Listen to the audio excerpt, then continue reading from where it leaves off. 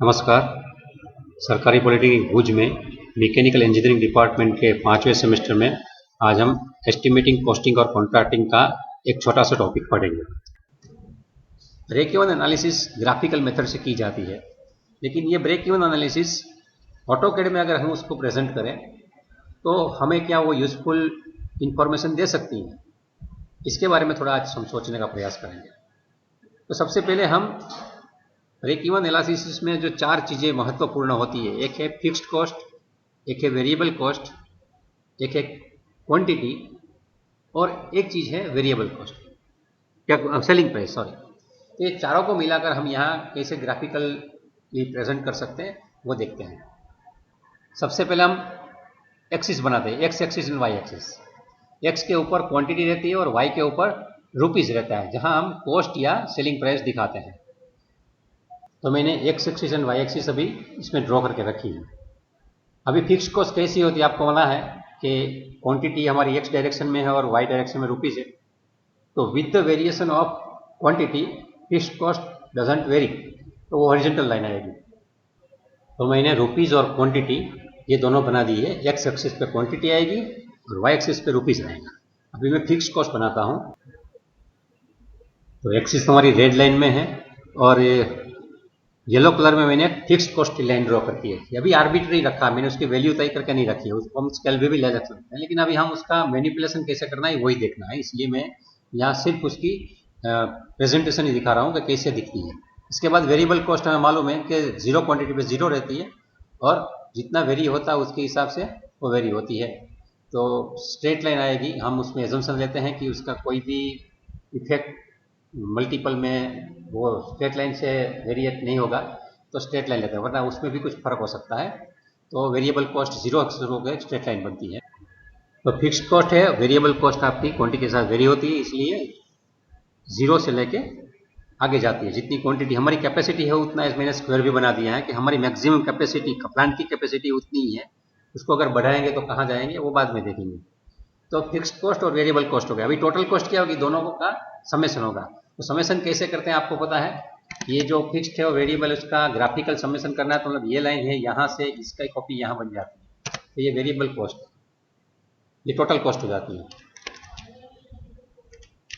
यहाँ पे जो होती है वेरिएबल कॉस्ट है, लेकिन उसको जब हम कॉपी करके ऊपर लेते हैं तो ये यहाँ से ये टोटल कॉस्ट आ गई। तो ये हम ग्राफिकल समेशन ऐसे दिखाते हैं। इसका मैं कलर चेंज करके अभी इसमें जो मैं ग्रीन कर देता हूँ, तो ताकि पता चले ये बराबर है। तो इसका मैं टोटल कॉस्ट यहाँ से ये को मूव करके यहाँ रख देता हूँ। अभी आपको सेल्स दिखाना है, तो सेल्स में क्या करेंगे, अभी सेल्स में आपको मालूम है कि कैसे डायनेमिकली देखना है। लाइन करके मैं यहाँ शुरू करता हूँ, लाइन करके समझो मैं जा रहा हूँ, समझो मैं ये सेलिंग प्राइस रख रहा हूँ, तो सेलिंग प्राइस जहाँ भी जा रही है वो टोटल कॉस्ट को कहीं ना कहीं काट रही है, ऐसा मुझे एंगल सेट करना है। इसके बाद मुझे कितना आएगा वो पता चलेगा। तो ये मैं समझो यहाँ सीधा इस कोने पे लगा देता हूँ टेम्पररीली, ये सेल्स लाइन है। तो ये हमारा अरेंजमेंट हो चुका है। तो अभी हमारा जो ये सेल्स वाला और टोटल कॉस्ट वाला लाइन जहाँ क्रॉस करता है, ये ब्रेक इवन पॉइंट है। मतलब यहाँ जो वैल्यू मिलेगा लाइन, मतलब यहाँ इंटरसेक्शन से जो शुरू होगी, तो यहाँ जो क्रॉस हो रही है, तो ये जो वैल्यू हमारी ब्रेक इवन क्वांटिटी रहेगी, इतना मैन्युफैक्चरिंग करके हम सेलिंग करेंगे निश्चित किए हुए प्राइस पे, तो ही हमें जितना इन्वेस्टमेंट किया है वो वापस मिल सकता है। वो क्वांटिटी हम कितने दिनों में बनाएंगे वो बात की बात है। कभी कभी ऐसा होता है कि ये क्वांटिटी आप 1 साल में भी बनाते हैं, 2 साल में भी बनाते हैं और 1 महीने में भी बनाते हैं, लेकिन ब्रेक इवन तक पहुंचने में आपको टाइम लग सकता है। तो आपकी जितनी कैपेसिटी है, आप सोच रहे हैं कि मैं 20 साल तक चलाऊंगा, 25 साल तक चलाऊंगा, तो ये सब ऐसे ही फिक्स कॉस्ट फिक्स नहीं रहता है, वेरिएबल नहीं रहती है। टोटल कॉस्ट भी बदलता है, सेल्स प्राइस भी बदलनी पड़ती है, हमारे कॉम्पिटिटर आते हैं तो उसमें भी वेरिएशन आता है। लेकिन हम ये वक्त तक, ये क्वांटिटी तक कब पहुंचेंगे ये हमें तय करना होता है। तो ब्रेक इवन एनालिसिस में सबसे पहले ये बनाया, अभी प्रॉफिट मार्जिन क्या है और लॉस वाला मार्जिन क्या है, ये हम जरा ये देखते हैं यहाँ ग्राफिक। फिक्स्ड कॉस्ट और वेरिएबल कॉस्ट, वो सिर्फ कैलकुलेशन में होता है, बाद में हमें जो एनालिसिस करना है वो टोटल कॉस्ट और सेल्स पे ही करना होता है। तो फिक्स्ड कॉस्ट, वेरिएबल कॉस्ट का टोटल कॉस्ट है, इसका ऊपर वाला जो भाग है पोर्शन जो मैं ग्रीन शेड किया है ये प्रॉफिट है। हम जितनी क्वांटिटी ज़्यादा बनाएंगे उतना हमारा प्रॉफिट बढ़ता जाएगा। प्रॉफिट का रेंज क्या रहेगा, तो समझ लीजिए मैं एक लाइन बनाता हूँ यहाँ, ये लाइन बनाई मैंने, तो इसके अंदर जो यहाँ पोर्शन है इतना प्रॉफिट हमें आ रहा है, अंदर जो ग्रीन जोन में जितनी लाइन रह जाती है उतना पोर्शन ही मिल रहा है।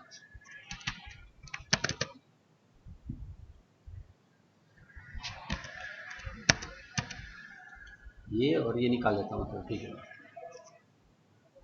हाँ, तो इतना पोर्शन अभी ये क्वांटिटी में हमें कितना प्रॉफिट होगा ये हमें दिखा रहा है कि इतना हमें हो रहा है। तो हम इसको एनालिसिस करके देख सकते हैं कि इतना सा हमें प्रॉफिट हो रहा है। अभी मैं इसको मिटा देता हूँ और मैं अलग तरीके से उसमें दिखाता हूँ कि समझो हमने कुछ अपनी कंपनी में चेंजेस किए हैं और उसकी वजह से अभी हमारा फिक्स्ड कॉस्ट कम हो रहा है और वेरिएबल कॉस्ट उतना ही रहता है, तो अभी क्या इफेक्ट हो जाएगा। तो उसके लिए मुझे स्ट्रेच करके दिखना पड़ेगा। ये जो है यहाँ से मैं स्ट्रेच करता हूँ, फिक्स्ड कॉस्ट और वेरिएबल कॉस्ट इतना जो है मैं चेंज कर रहा हूँ। तो यहाँ मैं नीचे आया, ये देखिए, तो पहले था उसके बदले मेरा अभी ब्रेक इवन नीचे आ चुका है। ब्रेक इवन पॉइंट ये है यहाँ, तो कम क्वांटिटी पे अभी मैं जा रहा हूँ, मेरा प्रॉफिट बढ़ रहा है। और ठीक इसी हिसाब से अंडू करता हूँ, देख लीजिए आप, हाँ यहाँ थे हम और यहाँ आ गए। ये फिर से मैं यहाँ अंडू रीडू करता रहता हूँ, ये रीडू और ये अंडू। अब देखिए, तो मैंने फिक्स्ड कॉस्ट कम किया है, वेरिएबल कॉस्ट यूं ही का यूं, इसका स्लोप मैंने चेंज नहीं किया है। तो क्या हो रहा है, मेरा ब्रेक इवन पॉइंट नीचे जा रहा है। तो मुझे फिक्स कॉस्ट मतलब कोई नई जगह ऐसे वहाँ मैं भाड़ा कम देता हूँ या ऐसी कुछ जो फिक्स कॉस्ट मेरा आ रहा है वो कैसे मैं कम कर सकता हूँ, वो सोच के आप अपना प्रॉफिट बढ़ा सकते हैं, आपका ब्रेक इवन पॉइंट नीचे ला सकते हैं। अगर आप फिक्स कॉस्ट में वेरिएशन नहीं कर सकते तो आपको क्या करना है, आपको वेरिएबल कॉस्ट ही कम करना है। तो वो कैसे कम करेंगे, यहाँ एनालिसिस करना है। तो मैं स्ट्रेच करके दिखाता हूँ, ये स्ट्रेच किया मैंने और इतना पोर्शन है, मुझे इतना सा पोर्शन मैं नीचे ले रहा हूँ, यहाँ से समझो मैं नीचे गया यहाँ। तो आप देख रहे हैं कि ये नीचे आने की वजह से यहाँ भी ये कम हो रहा है, ये ब्रेक इवन नीचे जा रहा है। यहाँ देखते हैं अंडू करके फिर से, जो हमारा पॉइंट था यहाँ पे था, इसके बदले अभी यह पीछे आ रहा है। मतलब हमारा वेरिएबल कॉस्ट कम करने से टोटल कॉस्ट कम हो रहा है, टोटल कॉस्ट कम करने से हमारा ब्रेक इवन क्वांटिटी है वो नीचे आएगी, तो हम जल्दी ब्रेक इवन अचीव कर लेंगे और हमारा वो प्रॉफिट बढ़ जाएगा। तो एक ये भी है, ये ग्राफिकल प्रेजेंटेशन है, इसमें भी वैल्यू डाल के भी आप एनालिसिस कर सकते हैं। उसमें थोड़ा टीडियस काम है इसलिए मैं नहीं करवा रहा हूँ, या ना उसका एरिया निकाल के इसके भी फॉर्मूला डाल के आप कर सकते हैं। लेकिन आप अगर कोई प्रोजेक्ट कर रहे हैं तो उसमें आप ऐसा छोटा सा अपना टूल बना के, अभी हम सबको वहीं के वहीं थे, फिर से हम ट्राई करेंगे सेल्स को वेरी करने की। तो इसके लिए मैं स्ट्रेच कर रहा हूँ, स्ट्रेच,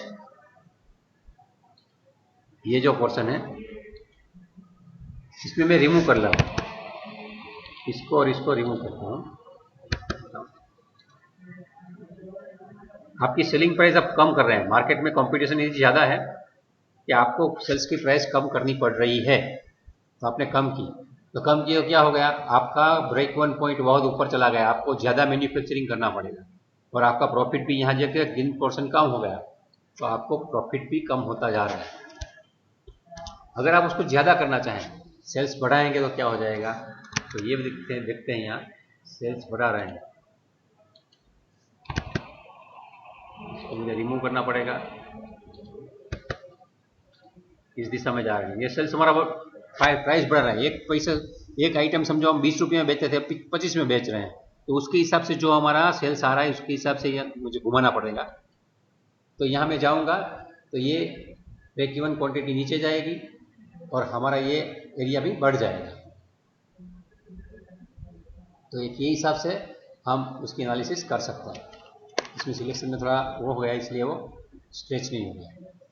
तो आज मुझे आपको ये कहना था कि आप ब्रेक इवन एनालिसिस एनालिटिकली करते हैं, अपने ग्राफ पेपर पे करते हैं तो आपको टाइम ज़्यादा लगता है, लेकिन इसमें अगर आप पूरे स्केल से जितनी वैल्यू दी गई है उस हिसाब से डालेंगे, 100 रुपया, 10 रुपया, 1000 रुपया, 10 लाख रुपया, जो उसकी स्केल है इसके हिसाब से लाइन ड्रॉ करेंगे, उसके हिसाब से आप एंगल सेट करेंगे, आपकी क्वांटिटी यहाँ एग्जैक्ट दिखी जाएगी। तो आपके कॉस्ट वेरिएशन से आप ग्राफिकली आसानी से समझा सकेंगे या समझ सकें।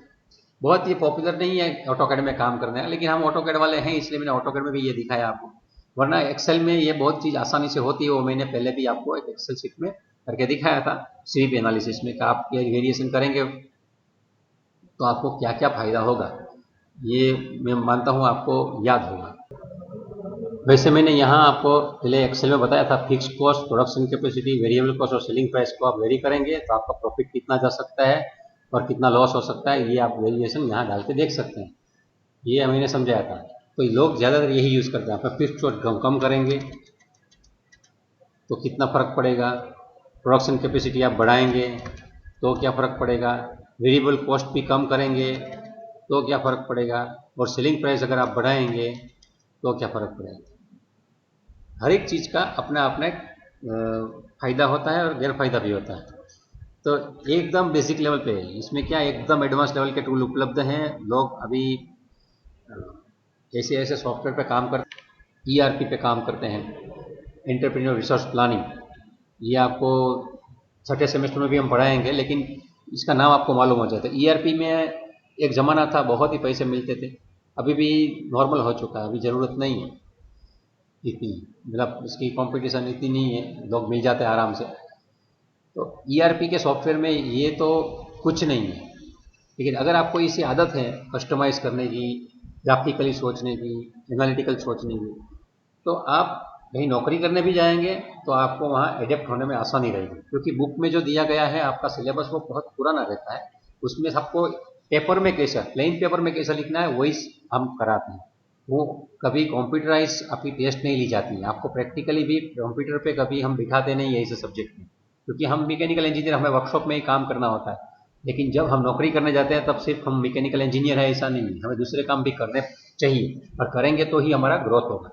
तो एक आदत डालिए, आपके जो भी सम्स आते हैं, जो भी आपको एग्जाम्पल दिए जाते हैं, उसको ग्राफिकली ऑटोकैड में और एनालिटिकली एक्सेल में कैसे सॉल्व कर सकते हैं। अगर वो सॉल्व कर पाएंगे तो आपको और अच्छा विजन मिलेगा। मैं कुछ एग्जाम्पल हैं वो बाद में आपके साथ शेयर करूंगा क्लास में, लेकिन आज यहाँ तक ही हम रखते हैं। यहाँ मैंने दिखाया है वो ब्रेक इवन एनालिटिकली किया है, और ग्राफिकली यहाँ पे मैंने ऐसे बनाया है। इसमें वैल्यूज दिखती नहीं है, वैल्यूज के लिए आपको अलग तरीके से थोड़ा सेटिंग करना पड़ेगा, वो हम लैब में आएंगे तो देख लेंगे। नए लेसन के साथ फिर से हम हाजिर होंगे, तब तक सीखते रहिए। धन्यवाद।